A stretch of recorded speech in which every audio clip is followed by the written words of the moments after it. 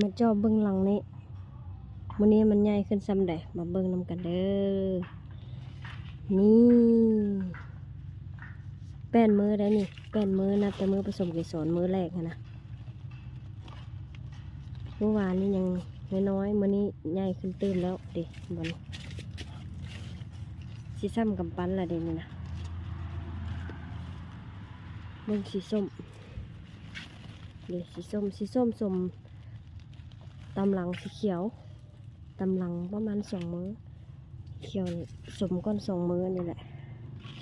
ใหญ่ไวเจ้าบุญดูเจ้าเอ้ยเป็นตาสะอ่อนแท้ๆเลย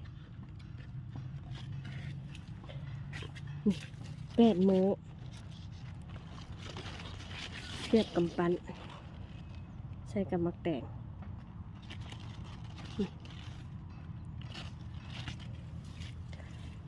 ใหญ่ไวแท้มื้ออื่นเป็นบางทีมื้ออื่นคัดมากหลายคนมีลูกค้าหลายๆคนถามหาแล้วน้อยๆนี่นะมื้อใดสิมีคนถามหาบางทีมื้ออื่นเด้อโอ้หน่วยนี้เลยสิได้เอาออกแล้วหน่วย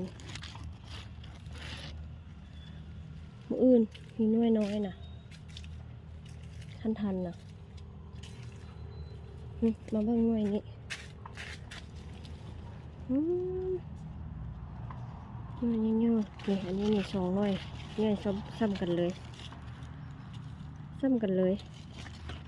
ไข่เป็ดไข่ไก่